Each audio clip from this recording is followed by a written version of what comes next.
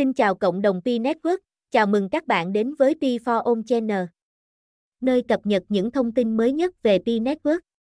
Trong video hôm nay, tôi muốn đặt ra một câu hỏi, nguồn lực nào cho giá trị đồng thuận 1 Pi bằng 314.159 đô la?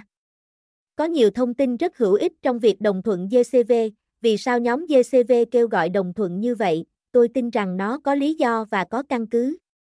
Chúng ta hãy nhìn xem quy mô của mạng Pi so với các mạng khác như thế nào. Xét trong bất cứ hoạt động nào, chất lượng của mạng Pi đều có những điểm vượt trội, thậm chí còn không ngoa, khi nói rằng Pi Network còn vô tiền khoáng hậu.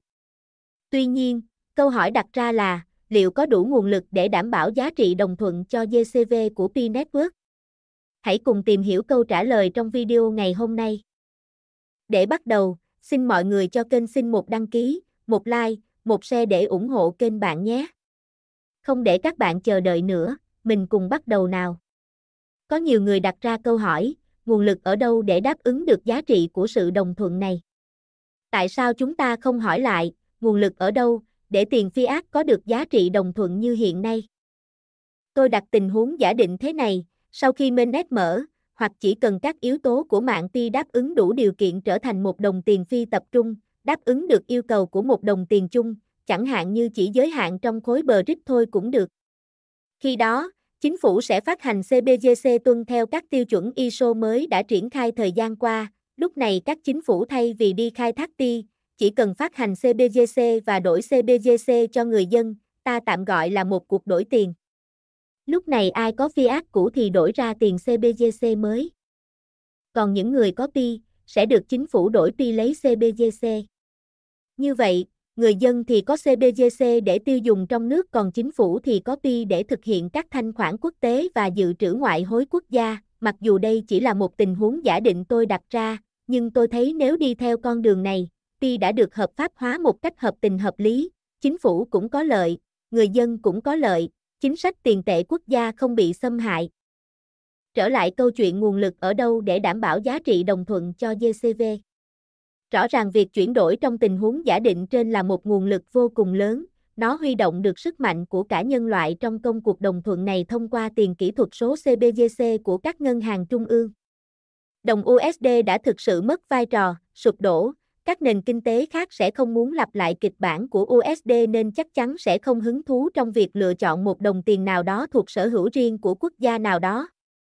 Trong thời đại này, thoát khỏi sự chi phối tiền tệ chính là độc lập, tự do. Cho nên việc lựa chọn một đồng tiền trung lập là điều tất yếu sẽ xảy ra.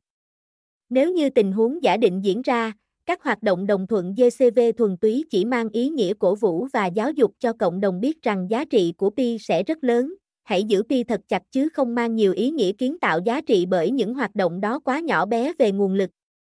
Tuy nhiên tôi rất ủng hộ hoạt động này vì ý nghĩa truyền thông và giáo dục cộng đồng rất tốt.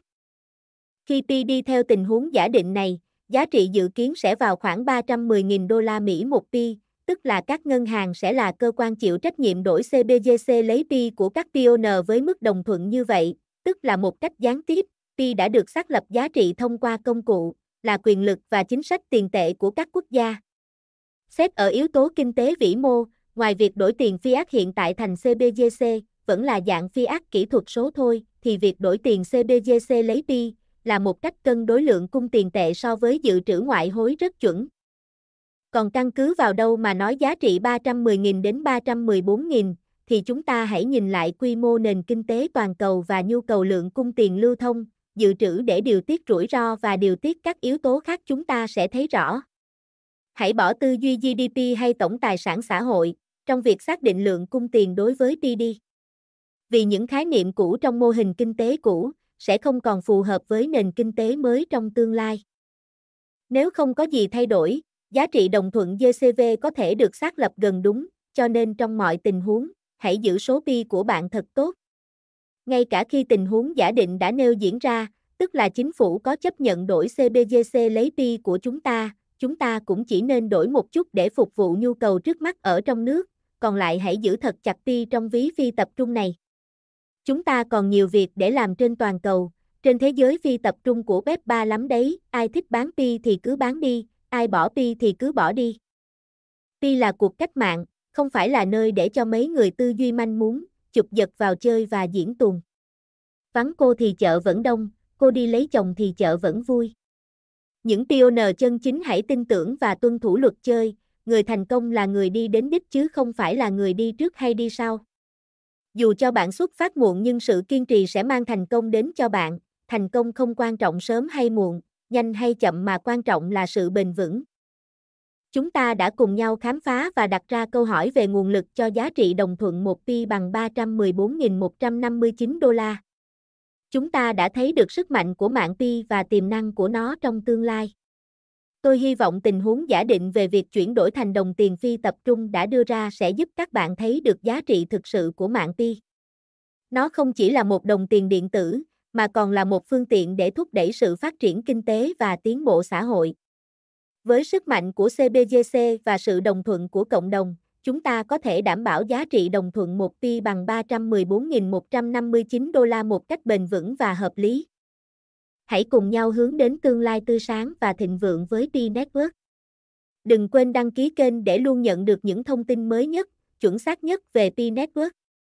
Cảm ơn các bạn đã xem video và hẹn gặp lại trong những video tiếp theo của Pi4All Channel.